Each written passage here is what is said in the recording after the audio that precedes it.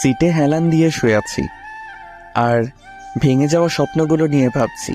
তখন একজন হঠাৎ বলে উঠল, মামা ভাড়াটা দেন। তার কথাই আমার ঘোর কাটল। মানুষটি হলো বাসের হেল্পার, ভাড়া নিতে আসছে। তার কথাই মানিব্যাগটা বের করলাম। মামা, ভাড়া কত? 180 টাকা মামা। তার কথা শুনে মানিব্যাগটা খুলে টাকা খুঁজতে লাগলাম। অনেক কষ্টে 122 টাকা বের করলাম। হেল্পার মামা এখনো আমার কাছে দাঁড়িয়ে আছে, আমার ঘটনাগুলো দেখছে। আমি কি বলবো তাকে ভেবে পাচ্ছিলাম না। তখন হেল্পার মামা বলে উঠল, মামা কোথায় যাবেন আপনি? ঢাকায় যাব মামা, আমার কাছে ঢাকা যাওয়ার ভাড়া নাই, সামনে নামাই দিয়েন।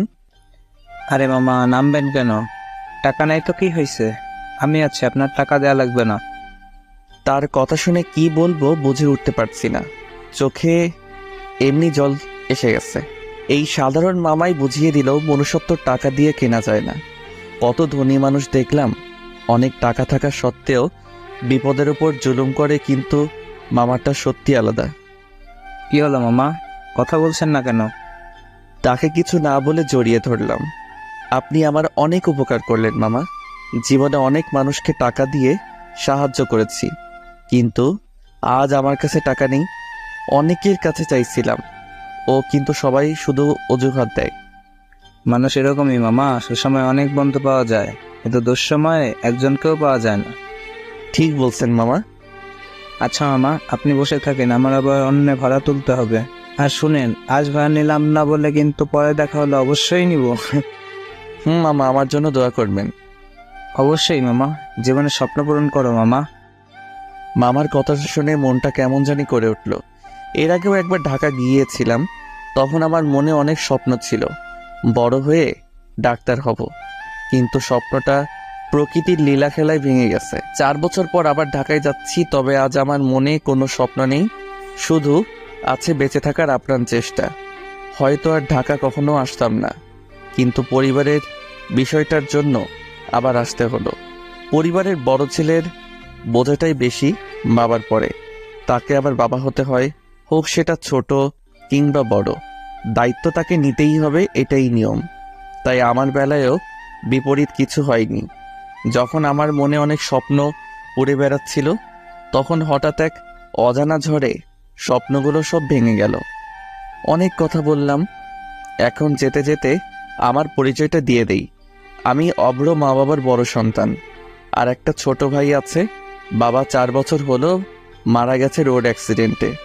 এখন বাড়িতে মা আর ছোট ভাই থাকে, তাদের জন্যই আবার ঢাকা যেতে হচ্ছে। প্রায় 2 ঘন্টা পর বিকালের দিকে ঢাকায় পৌঁছে গেলাম। সবাই নেমে যাচ্ছিল, কারণ তাদের একটা গন্তব্যস্থল আছে, কিন্তু আমার নামটি ইচ্ছে করছিল না। মনে হচ্ছিল এখানেই থেকে যাই, কারণ আমার থাকার মতো কোনো গন্তব্যস্থল নেই। কোথায় থাকবো, কি খাবো, এখনো সেভাবে ভেবে ওঠেনি। একটু পর হেল্পার মামা আবার আসলো। কি হলো মামা, নামবেন না? বাস তো ঢাকায় চলে এসেছে। মামা নামবো। তারপর বাস থেকে নেমে এলাম। আসলে মামাটা অনেক উপকার করছে, তাই আর কিছু বললাম না। নামার পর হাঁটতে লাগলাম।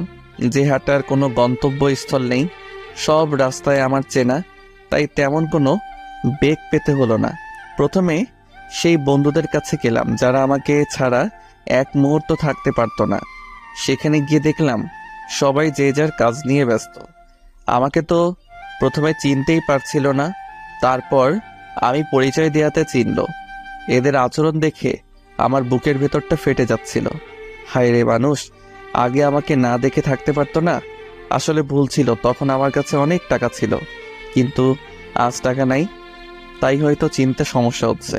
ওদের সাথে আর বেশি কথা বললাম না, ওদের কথাগুলো শুনতে খুব খারাপ লাগছিল, তাই সোজা বেরিয়ে এলাম ওখান থেকে। তারপর সিদ্ধান্ত নিলাম আর কোনো বন্ধু বান্ধবের কাছে যাব না, কাজ খোঁজা শুরু করে দিব। কিন্তু এখন তো প্রায় সন্ধ্যা হয়ে গেছে, তাই রাস্তার ধারে গেলাম। দেখলাম অনেক মানুষ শুয়ে আছে, হয়তো তারাও আমার মতো নিরুপায়। সত্যি, বাস্তবতা অনেক কঠিন, এখানে আবেগের কোনো স্থান নেই। আমিও তাদের সাথে শুয়ে পড়লাম। খুব ক্ষুধা লেগেছিল, কিন্তু খেলাম না, কারণ হাতে যে টাকা ছিল তা দিয়ে কাল চলতে হবে।